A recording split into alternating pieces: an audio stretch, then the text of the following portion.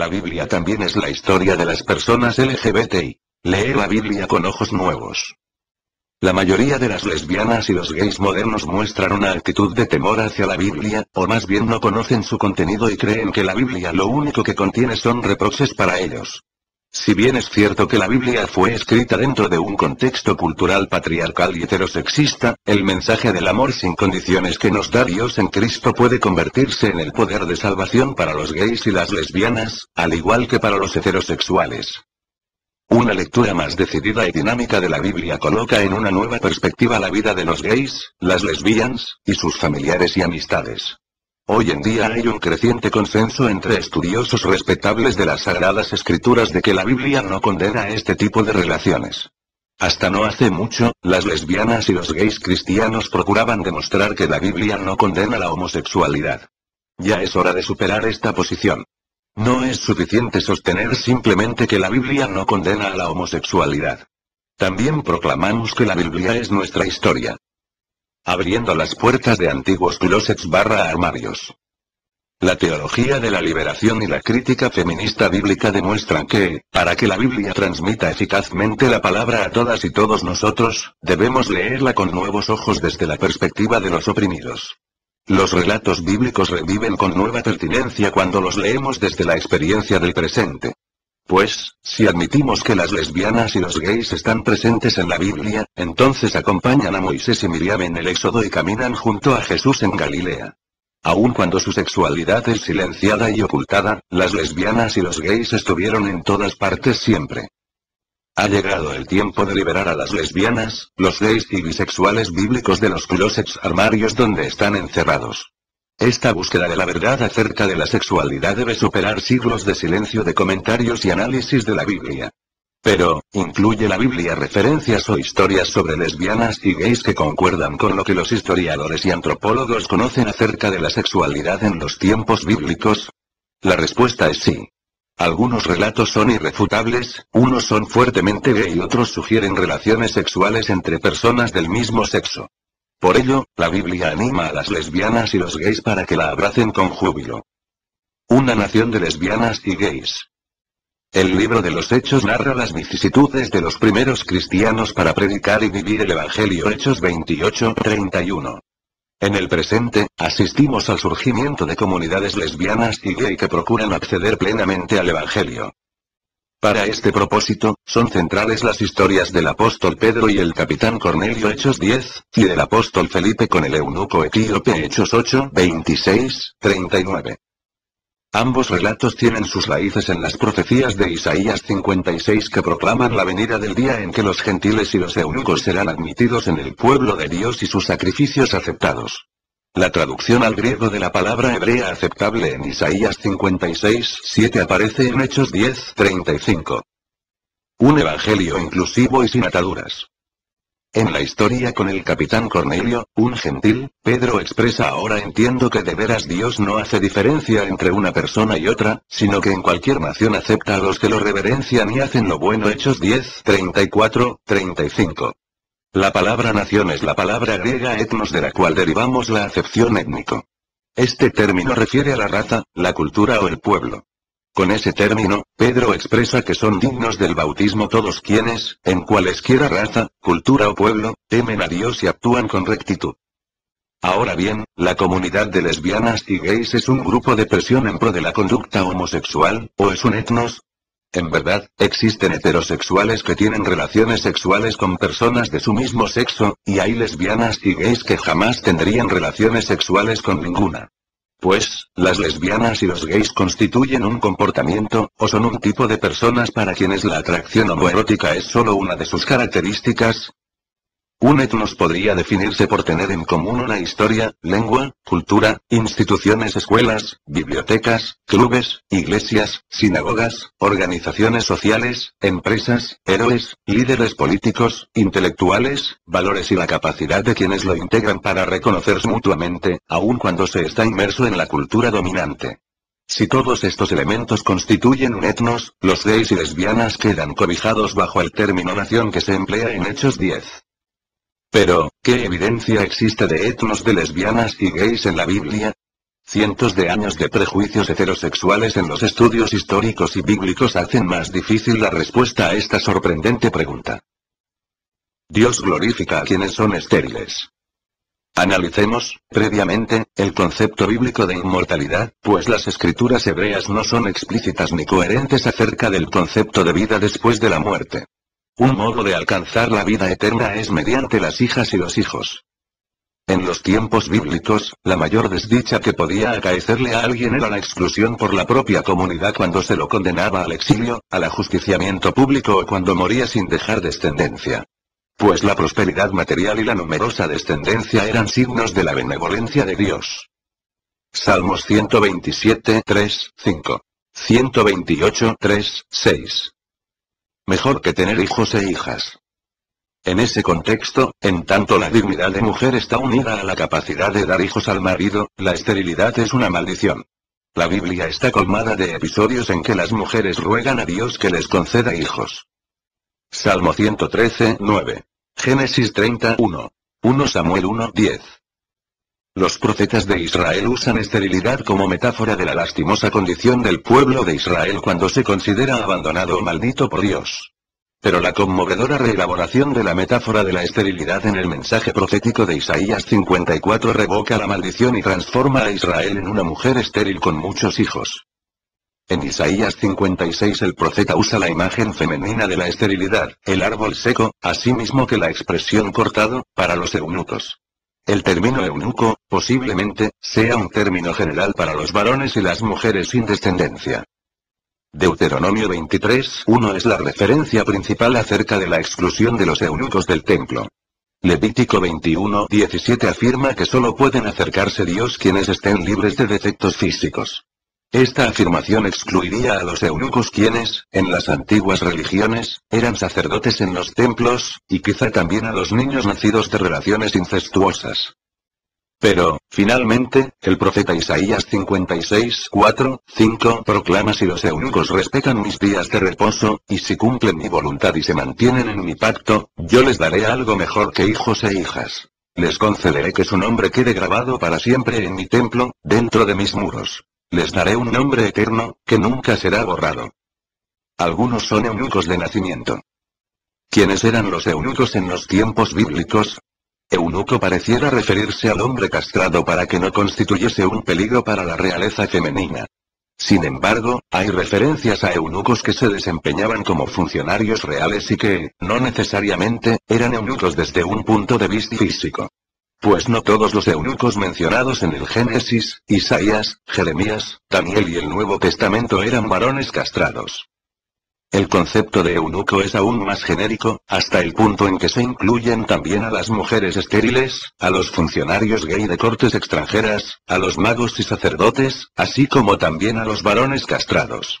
Funcionalmente, los varones castrados frecuentemente eran homosexuales, pero no constitucionalmente. El matrimonio no es para todo el mundo. Jesús habla de 3 clases de eunucos porque hay eunucos que nacieron así del seno materno, y hay eunucos hechos por los hombres, y hay eunucos que se hicieron tales a sí mismos por el reino de los cielos. Quien pueda entender, que entienda. San Mateo 19, 12. Pudiera pensarse que los eunucos hechos por los hombres son los que fueron castrados y quienes se hicieron tales a sí mismos son los célibes voluntarios. Pero, ¿qué es de aquellos que nacieron así?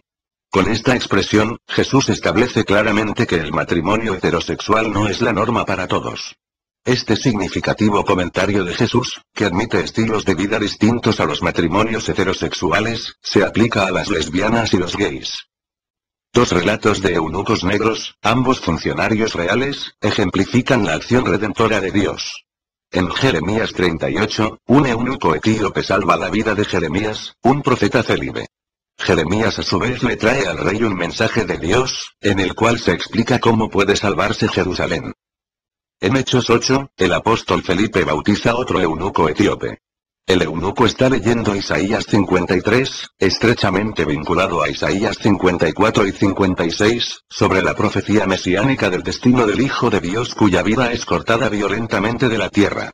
El eunuco percibe el mensaje de que serán admitidos quienes han sido cortados. Y entonces pregunta: ¿no podría yo ser bautizado? Y el apóstol Felipe lo bautiza. Jesús escoge una nueva familia. Jesucristo, en quien se cumple la profecía de Isaías 53, fue cortado de su pueblo cuando lo ejecutan como un delincuente y muere sin descendencia. Jesucristo era un eunuco, si bien no físico, funcional, y su muerte y resurrección redefine la vida eterna, separándola de la necesidad de engendrar hijas e hijos. Cierta vez, reclamado por su madre y sus hermanos, Jesucristo, mirando a los discípulos como una nueva familia, responde pues, cualquiera que hace la voluntad de Dios, ese es mi hermano, mi hermana y mi madre. Marcos 3:35.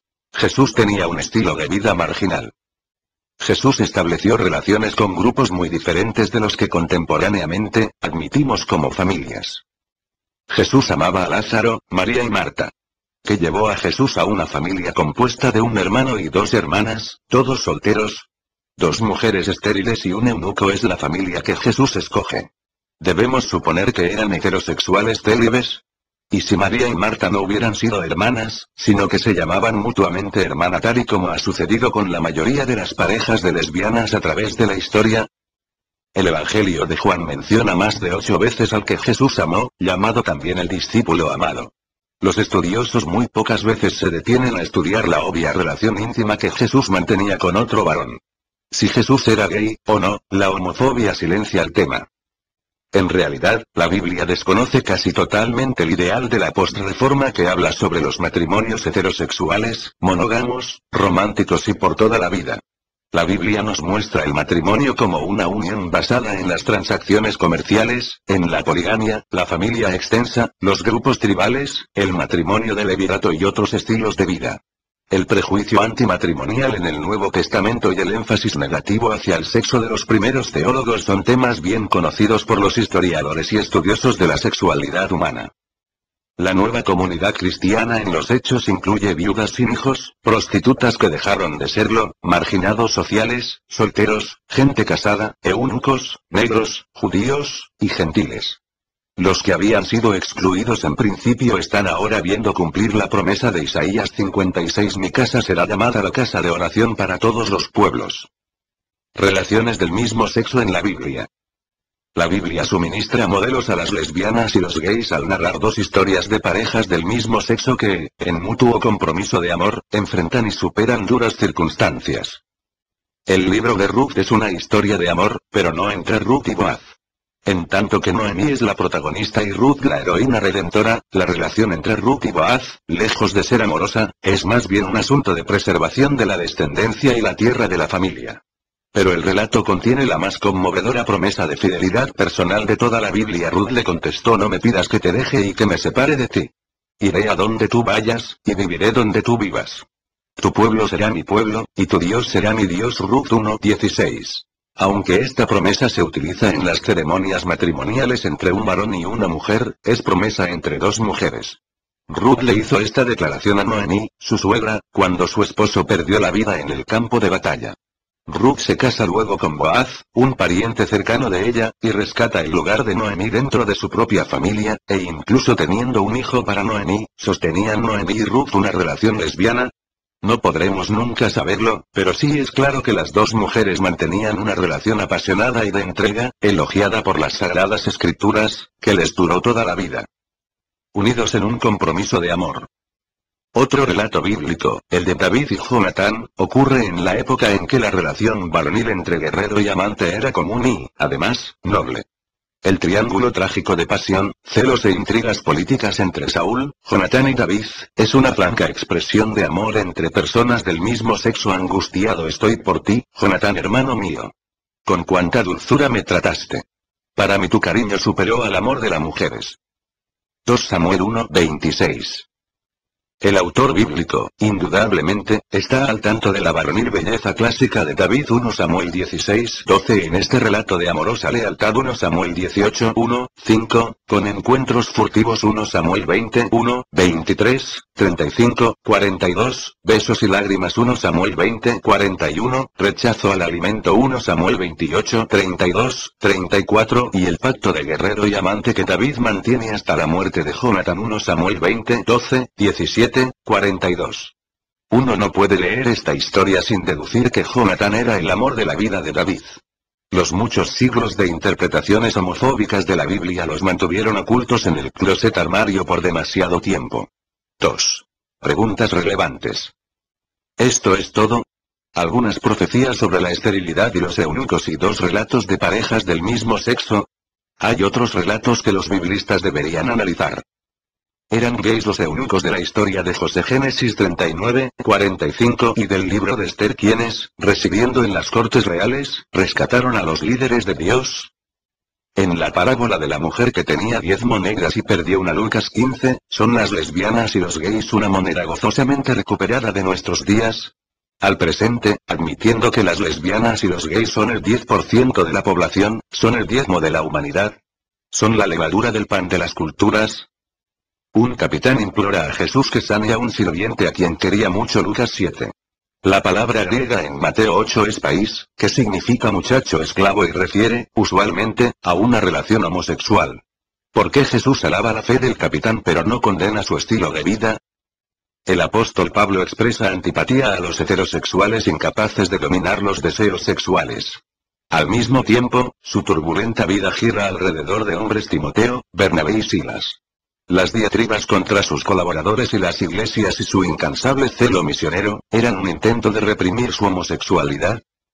El pasaje referente al gobernante joven y rico Marcos 10, 21, dice Jesús, fijando en él su mirada, le amó. ¿Cuál es la relación entre la espiritualidad encarnada y este amor por un desconocido necesitado? ¿Qué estudios se han hecho sobre las 8 veces en que Jesús expresa amor a alguien? ¿Cómo está relacionado ese amor especial de Jesús con su sexualidad? ¿Qué sucede con Lidia? Hechos 16, la independiente y pagana mujer de negocios, vendedora de púrpura y primera cristiana europea? Aunque el texto bíblico refiere que Lidia dirige un grupo de mujeres a las que Pablo predica, no menciona ni al esposo ni a los hijos. ¿Era Lidia lesbiana? Frecuentemente, el color púrpura se usa en relación con la realeza, el sufrimiento y la pasión, o la transformación y la magia. La púrpura es el color que Jesús lleva a la cruz. El color púrpura tiene, además, connotaciones lesbianas y gays en la Biblia y en la tradición litúrgica cristiana. 3. ¿Y esto en qué cambia las cosas? ¿En qué cambian las cosas el hecho de que las lesbianas y los gays puedan verse a sí mismos en la Biblia? ¿En qué permiten ver a los personajes bíblicos como son, sin suponer, faltando a la verdad, que son todos heterosexuales? Pues, en estas referencias a las lesbianas y los gays, no hallamos condenas ni referencias a las interpretaciones homofóbicas de las historias de Sodoma y Gomorra o de las normas del Levítico. Más bien, invitan a las comunidades de lesbianas y gays a que lean la Biblia sin temor y apliquen su mensaje sanadora y facultativa a sus vidas. Notas. 1. Consultación del National Council of Churches of Christ, USA, sobre Biblical Issues and Homosexuality, inédito, 1987. Acerca de los 6 pasajes bíblicos que, citados fuera de contexto, se utilizan contra los lesbianas y los gays. Ver el folleto, Homosexualidad ni pecado, ni enfermedad, por el reverendo Donald Eastman 1990. 2. Esta sección, Relaciones del mismo sexo, se basa en Tom Horner, Jonathan Lovett David Homosexuality in Biblical Times Philadelphia Westminster, 1978. 3. Esta sección, Preguntas relevantes, se basa en Judy Graham, Another Motherton que Boston Beacon, 1984. Folleto escrito por la RDA. Anciana Nancy Wilson, pastora de la Iglesia de la Comunidad Metropolitana de Los Ángeles, Fraternidad Universal de Iglesias de la Comunidad Metropolitana FUIM. 1992 Nancy L. Wilson.